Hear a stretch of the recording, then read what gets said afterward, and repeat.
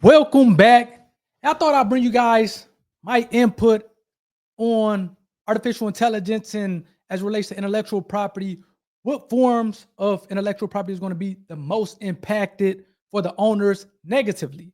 Those of you who don't know, I am Dave, a 10-year intellectual property attorney dealing with everything from patents, trademarks, trade secrets, as well as copyrights. And the reason I kind of wanted to do this video, I got a message on one of my videos that wanted me to talk about artificial intelligence, and what I thought about that is, with regard to copyrights, uh, it was somebody else who I actually had a call with someone who was out of the country earlier today, and we were talking, going back and forth about an interview that we're looking to do on Friday, and she was talking about how she was an illustrator as well as a translator, and how AI has affected her ability to, essentially make money.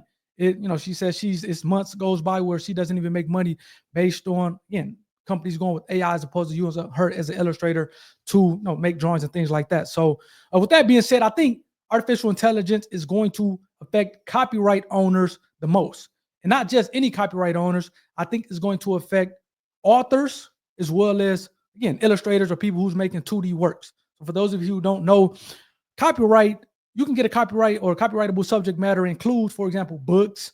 It includes, 2D works, which is, 2D drawing. It includes 3D work. So to the extent that you are drawing a sculptor, it includes that. To the extent that you are a musician and kind of, making music, or a producer, or and making beats, it protects that as well. So this kind of copyrightable subject matter extends to a number of different things. And me personally, and I'm gonna show you guys some exhibits to essentially hammer home my point of why I think this is going to affect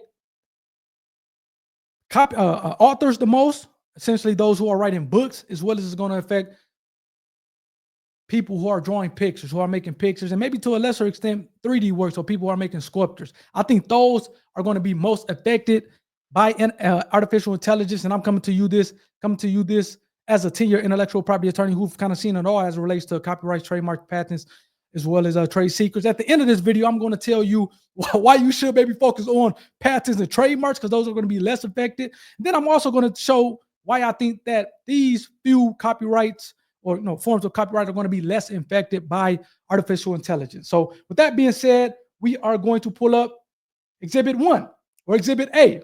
So this was an article, again, or a real story, where a gentleman, he actually won the state fair in Colorado. And I did, so go check out the video. I did kind of more of a detailed breakdown on this. But a gentleman, he literally won a fair, an art fair, I think it was, or art fair, by submitting a drawing that he created using artificial intelligence. And that drawing, as I go down here, is this piece. And it's actually a dope piece. You see the ribbon he had first place on this Colorado State Fair. And a couple years ago, it seemed like it was in Pueblo, Colorado. And it seems like he, again, created this image based on artificial intelligence, submitted it. I'm not even sure why you would be able to submit an AI generated image to an art fair and be considered as kind of one of the contestants. But again, I've seen crazier things, and he actually won. And I can see why he kind of won. It's a pretty dope pick. The funny thing about this is, he was actually saying, "Hey man, artificial intelligence is here to stay," and he was saying art is dead. The old traditional way of art is dead. And then I think maybe a couple months later, a year later, he was complaining about people stealing his this artwork and making money off of it, and that affected his ability to make money, because again, art using artificial intelligence is not protectable. It has to be created via a human to be able to be protected. And therefore, since he created his artwork using artificial intelligence, he was not able to get protection on it. And therefore, anybody can use it.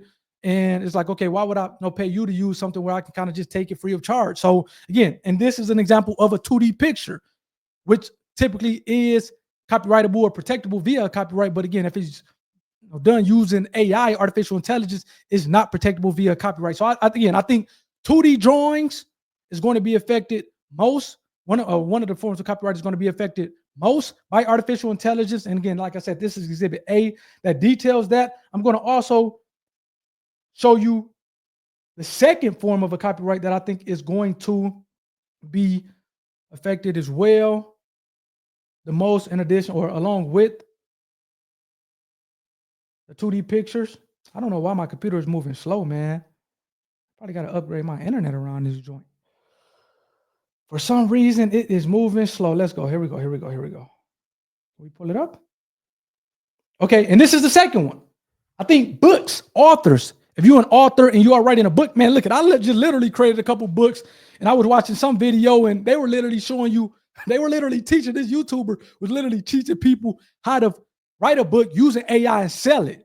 So you can be somebody, hey, Johnny off the street, create a book using AI and sell it and make money from it, which I think affects the authors who are, traditionally have kind of built a catalog of books based on their creativity in writing books, whether it's a fiction book or a nonfiction book. And I think those authors are going to be affected along with the 2D or, the artist, that draws pictures and sculptures. I think authors are going to be affected as well. You can see here, Meta says copying books was fair use in authors' AI lawsuit. So it seems like a group of authors band together, sued sued Meta because they were using their books. Using their books to essentially train their AI algorithm. And I actually just, Anton Daniels, a well-known YouTuber, was just talking about this. I just listened to his stream.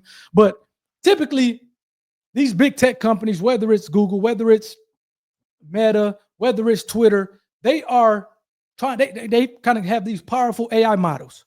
But the AI model is not really good unless you train it with data. But a lot of times that data is protectable via copyright access. In this case, when we're talking about books, they're traditionally protected via copyright. However, the Meta and Mark Zuckerberg has been, I don't want to say stealing it, but using these authors' work without permission, without authorization to train this AI model. And unfortunately, these authors have been together and sued Meta for copyright infringement. Now, the interesting thing is, it seems like Donald Trump and the big tech companies are saying, hey, this is fair use, hence the Reuters article. However, the authors are trying to say, hey, no, this is copyright infringement, and this is not fair use. So again, I think authors, along with illustrators for 2D pictures, are going to be affected the most. And I guess I would say the last exhibit that I would show in support of that fact before I get on to the types of copyright that I think are going to be protected the most is this. Again, I just recently did a video on this as well, where Trump fired the head of the copyright office. And again, they're saying that it's reports has been speculated that part of that firing had to do with the fact that the director of the copyright office was leaning towards the authors as it relates to big tech companies trying to train their AI models with this copyrightable subject matter. She was leaning towards that being copyright infringement. Like I said, Donald Trump and the big tech companies are saying, hey, this should be fair use. And there's speculation that as a result of how she came down on her report that was going to be published, Trump fired her. So again, whether or not that was the reason for the fire, and I'm not sure. But again, as I said before, I think that this is going to be an issue for authors as well as illustrators. Now, with that being said, and again, I would love, to the extent that you disagree with me, please put that in the comment section. To the extent that you agree with me, put that in the comment section as well. So we already know what two forms of copyright is going to be affected the most. Again, books, authors, as well as 2D pictures, illustrators. I think the ones that are more so insulated from artificial intelligence is music and shows. Typically with artists, for example, say a Drake or say whatever your favorite artist is, it's going to be hard to duplicate that with AI just because it's typically some type of a bond where you want to see that person's life and all that with the music, as opposed to just listening to music and not having some type of form of connection with the actual person. I think that's going to be hard to duplicate, at least at this point in time with AI. So I do think musicians, producers are going to be insulated. I also think that those who are kind of recording content, again, such as YouTubers, and you think of the NFL, the NBA, ESPN, that are kind of producing or owning the copyright to this, these live shows essentially that they are recording or putting out there, distributing and publishing. I think those are going to be insulated as well. So I think, again, those who are creating content as well as those who are kind of making music are going to be a lot better insulated from this artificial intelligence taking their job. And I think that's a big part of that is because of the human connection, where you and I like Jay-Z. I like some of these artists. I like Drake, whereas like it's more so of a human connection, not just the music, but the reason behind the music. I think that's going to be hard to duplicate just using AI, having that human interaction, being able to go to concerts, being able to say, okay, I saw Denzel, or I saw Will Smith, or I saw Jamie Foxx. It's going to be tough to kind of replicate that using AI. So those are kind of my who's going to be affected the most from a copyright standpoint using because of artificial intelligence, as well as who is going to benefit. I don't want to say benefit, but who's going to be probably have a better chance of surviving this whole artificial intelligence or this AI race, especially from the big tech companies. Again, let me know if you agree with me down below. Let me know if you disagree with me down below. If you enjoyed this video, please give it a like button, as well as subscribe to the YouTube channel. I will say that trademarks and patents, and I'm gonna continue to push this, and that's why I do interviews every day, to the extent that you have a service and a product that you want to provide to the world.